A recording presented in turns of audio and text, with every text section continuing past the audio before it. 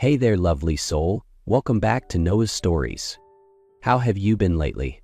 I hope today's brought you a little peace, a warm cup of something comforting, and a heart open to stories that whisper truths we often forget. Today, I have something special for you. A story not just about love, but about quiet devotion, the kind that waits, protects, and grows in silence. It's about two people, years apart but steps away, building something far more lasting than any skyscraper. So find a cozy corner, lean in close, and let me take you into the world of Ethan and Leona. Ethan Cross is the CEO of Arcadia Designs, an international architecture firm behind some of the world's most iconic structures. Known for his discipline, precision, and unshakable calm, he's a man whose work speaks louder than words ever could. 5 years ago, a young woman walked into the boardroom with eyes full of conviction and a voice that trembled, but never wavered. Leona Hart was the last candidate of the day, and yet, within moments, she had Ethan's full attention. "I don't just want to build buildings," she said. "I want to create spaces where people feel like they belong."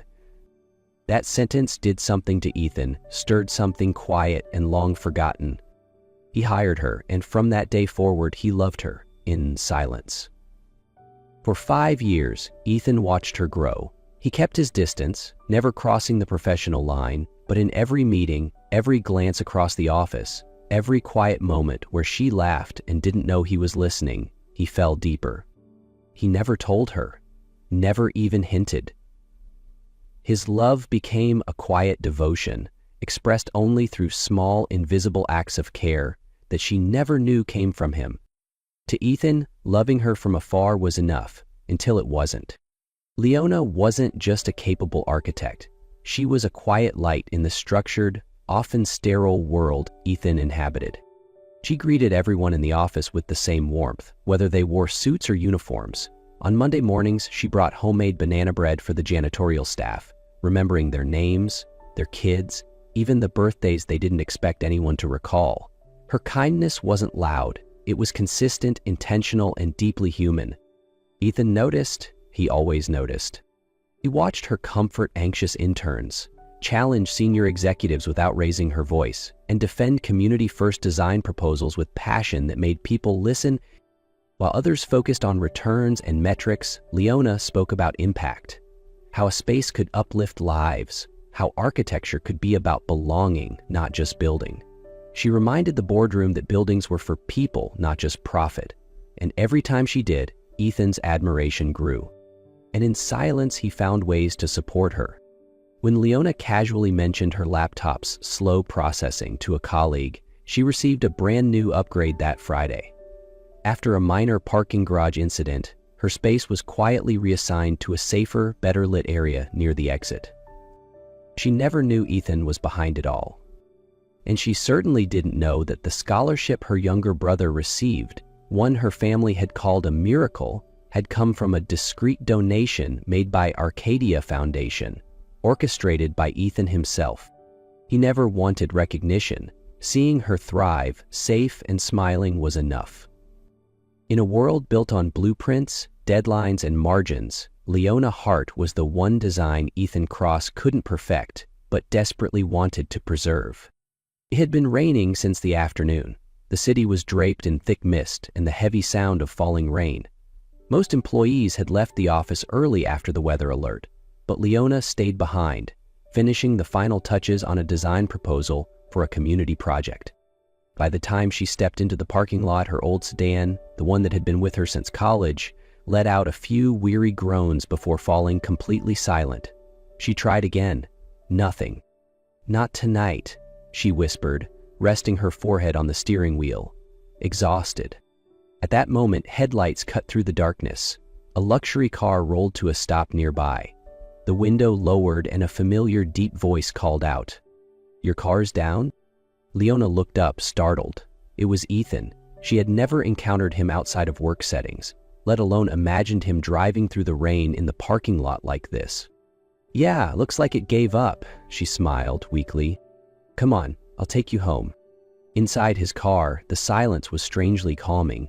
Only the sound of rain and the rhythmic sweep of the wipers filled the space. They began with small talk, Then gradually memories surfaced. Leona spoke of her father, how he passed away when she was 17, and how she had become the reluctant backbone of her family ever since. Ethan didn't say much, but when she gently asked, he answered, "I grew up without anyone, no family, just books and old blueprints." There was no anger in his voice, just a quiet, worn-out kind of truth. In that moment, Leona looked at him, this strong, composed man she once thought untouchable, with a different kind of gaze. And Ethan, for the first time in 5 years, felt something shift deep inside him. The silence he had clung to so long was beginning to crave a voice. 1 week after the rainy night, the company hosted its annual charity gala, the grandest event of the year for Arcadia Designs. Crystal lights, a live orchestra, dazzling gowns, and sharp tuxedos. Leona felt oddly out of place in her simple blue dress and heels that had seen more holidays than she could count. She stood quietly in a corner, watching her colleagues laugh, toast, and move effortlessly through the glittering space. In her heart, she reminded herself, she belonged in the design room, not in this world of champagne and chandeliers. "Leona?" She turned. It was Ethan. He wore a classic black tuxedo, his demeanor unchanged, except for one thing, the way his eyes were locked on her, unblinking, unguarded. "Would you give me this dance?" Her heart stopped for a moment. Ethan, the man famously known for never dancing with anyone since his fiancée passed away 6 years ago, had just asked her. She nodded softly and placed her hand in his outstretched one. The music began. They moved into a waltz among glowing couples and swirling gowns, but in that moment, Leona saw no one else, only the rhythm of her heartbeat, the intensity of his gaze, and the quiet synchronicity of their steps. Ethan didn't speak, but the way he gently tightened his hold on her hand, the way his palm rested respectfully on her back, said everything he never had the courage to voice. To Leona, this wasn't just a dance. It was a confession, a silent declaration. And in that moment, beneath the crystal lights and the hush of violins, her heart quietly reached for his. 1 week after the gala, Leona left the office later than usual. A meeting with clients had run long, and she decided to walk home. It wasn't far, and the streets were quiet at night. Until she turned onto the familiar alley near her building, and everything changed. 3 young men, clearly drunk, emerged from the shadows, laughing and throwing out crude remarks. She tried to walk faster, ignoring them, but one of them grabbed her wrist. "Hey, where you headed in such a rush, pretty girl?" Leona pulled back, her voice steady. "Let go." They laughed louder. Another moved closer, his breath thick with alcohol. And then, a deep voice rang out from behind them. "Let her go, now." Leona turned. It was Ethan. He stepped out of the darkness as if summoned by her fear. No tie, sleeves rolled, eyes cold as steel. "Who the hell are you?" one of them growled. The answer came in the form of a punch. In a blur of motion, Ethan took down all 3. One strike to the gut, one clean hit to the jaw, one spin that sent the guy with the knife sprawling, weapon clattering to the ground. By the time it ended, Leona stood frozen. Ethan stood breathless, his hand bleeding. "Your heart," she whispered. "I'm fine," he said. She brought him to her small apartment, still shaking. She rummaged for the first aid kit, and under the warm light of her kitchen she tended to him, cleaning the blood, wrapping each finger with care. "Where'd you learn to fight like that?" she asked, hands trembling. Ethan gave a soft chuckle, voice rough. "Old story. I learned to defend myself, back when no one else would." Leona looked up. Their eyes met, for the first time without barriers. "For you," Ethan said slowly, "I'd do it all over again, even if I had to fight all night." He paused, a small smile tugging at the corner of his lips. "I'd still choose to charge in." Without hesitation. Leona didn't answer. She just took his bandaged hand and held it tightly in hers. That night didn't just mark the end of danger. It marked the beginning of something neither of them could name, but both could feel. Every glance after, every shared silence carried a new weight.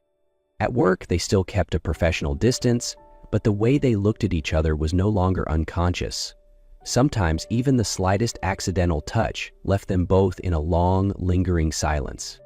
One quiet Saturday afternoon, Leona was asked by Ethan's assistant to deliver a folder to him. She was surprised to see the address, a small, tucked-away church in the older part of town.